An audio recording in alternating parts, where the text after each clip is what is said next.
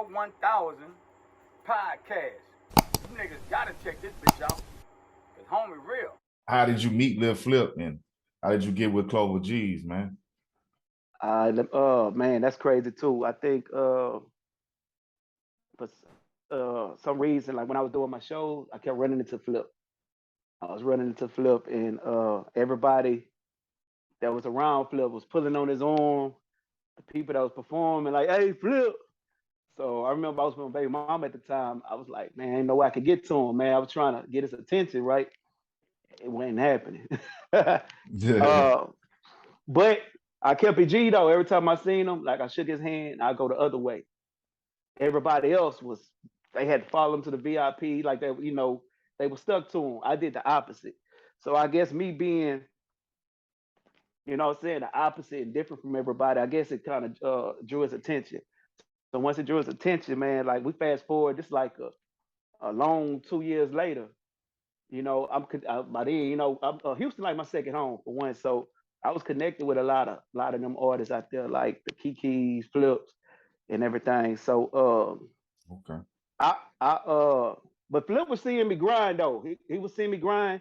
And one thing about Flip, like he like the hardest worker I ever seen, man, next to Tupac. So I got that same similar grind, and I didn't have like a lot of people around. It'd be me by myself, whether I'm in Dallas, Houston, or wherever we was at. Like he seen me like grinding serious with it.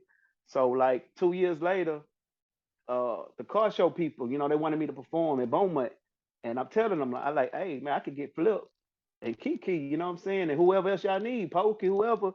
And I think they wanted Kiki and Flip. So I called them, made the, put some money in their pockets, you know what I'm saying, and plugged them in with it.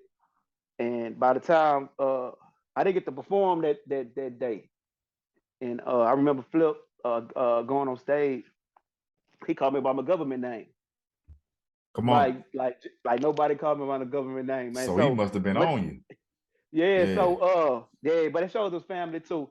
But man, at the time I was pissed, man. I'm like, what the hell? So I walked to the stage, he called me to the stage, and I really didn't hear him at first. My partner had to call me. He was on stage with him. He was like, boss.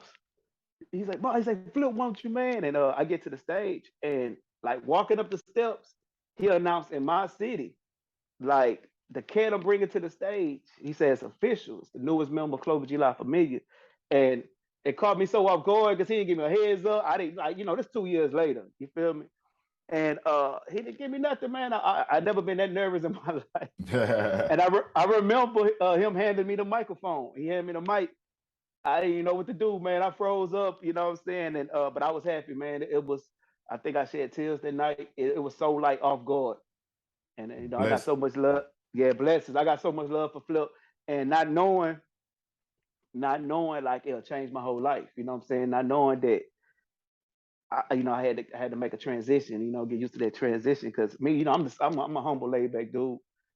But like that whole Flip deal was, it just turned me to a whole nother person, man. I just had to get ready for it. Yeah. So before that day, y'all never talked about signing no record label, Man, nothing, man.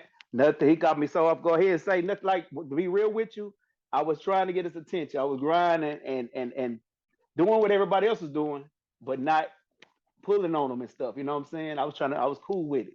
Yeah. And